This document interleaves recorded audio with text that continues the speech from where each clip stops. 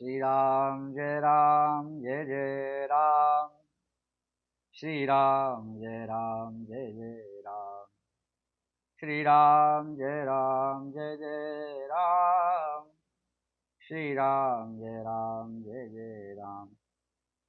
आप सभी को श्री राम नवमी की अनंत हार्दिक शुभकामनाएं। तो इस समय एक ग्रंथ पढ़ रहा था, बहुत ही महत्वपूर्ण सुंदर ग्रंथ है राम कथा पर। तो उसमें एक बहुत ही सुंदर कथा का वर्णन आता है,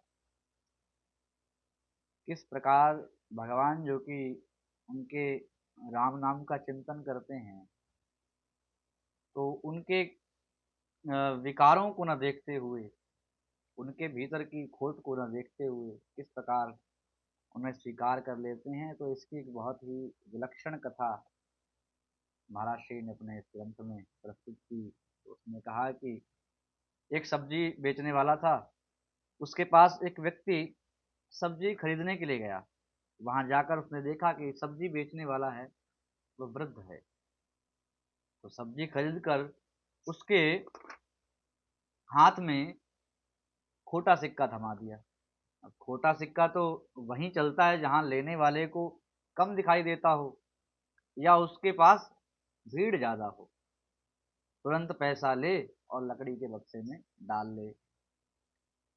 तो हमारे लड़कपन में लकड़ी की पेटी हुआ करती थी, जिसमें चीजें बेचने वाले चीजें दे और पैसे को खट से पेटी में डाल लिया करते थे।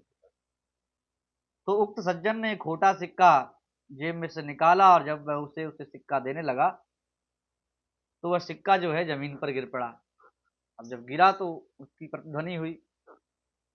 तो जो खोटी चीज होती है उसमें आवाज भी नहीं होती, तो उस सिक्के की आवाज भी अलग थी। परंतु फिर भी उसने हिम्मत की और वह सिक्का उठा करके सब्जी वाले को दे दिया।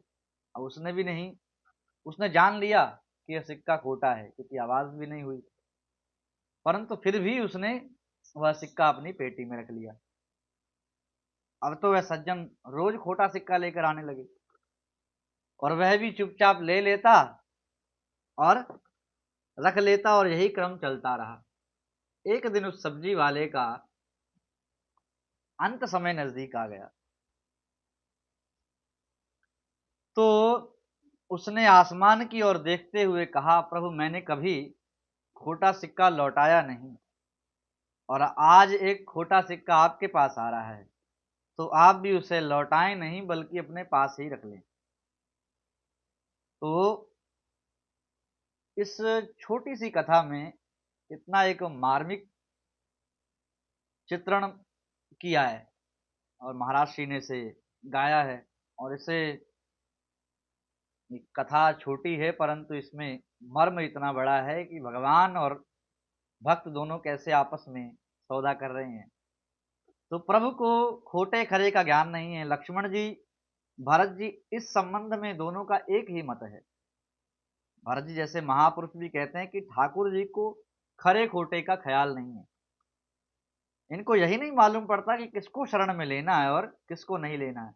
बस जो भी शरण में आता है उसे अपनी शरण में ले लेते हैं। तो एक दिन तो लक्ष्मण जी भगवान से उलझ गए कि आपको तो खरे खोटे का ही ध्यान नहीं है, आप थोड़ा विचार किया करें। तो प्रभु ने पूछा कि क्या करूं। तो लक्ष्मण जी बोले, आप तो खोटे सिक्के पर भी कृपा कर देते हैं जो कि ठीक नहीं है। तो सुनकर भगवान ने कहा कि लक्ष्मण, अपराधी तो हम तब माने जाते जब हम खोटे सिक्कों को बाजार में फिर से चला देते कि आया है पूरे कर्म करके जा फिर लौट जा, और दूसरे को ठगते। लेकिन लक्ष्मण हम तो उस खोटे सिक्के को अपनी गांठ में बांध करके रख लेते हैं। तो कैसे हूं पावरी पात की जिन लई नाम की ओट, और गांठी बांधी राम सो परख्यो न फेरी खर खोट। तो खोटों पर, हम जैसे पैतों पर प्रभु की कितनी कृपा होती है। तो खोटे मनुष्य को प्रभु अपनी शरण में रख लेते हैं। तो जो महापुरुष संत प्रभु के पास आते हैं उन्हें बाजार में चला देते हैं कि जाओ प्रचार करो जाकर के भगवान नाम का। परंतु जो पापी आते हैं उन्हें अपने चरणों से ही लगा करके रखते हैं। उन्हें अपने जो पीताम्बर लिया है उसकी छोर में बांध लेते हैं। तो ऐसे भगवान की दयालुता है ऐसी ही एक सुंदर भगवान के इस दयालुता से प्रेरित पूज्य सिख पंथ के गुरु नानक देव जी हुए और उन्होंने भी ऐसी ही एक कथा उनके लिए प्रचलित है कि वो बुरे लोगों को बसने का आशीर्वाद देते थे और अच्छे लोगों को कहते थे कि उजड़ जाओ, ताकि बुराई एक जगह रहे और अच्छाई फैलती रहे। तो इसी के साथ आप सभी को श्री रामनवमी की अनंत हार्दिक शुभकामनाएं, नवरात्र भी पूर्ण होने की अनंत हार्दिक शुभकामनाएं आप सभी के मंगल के साथ।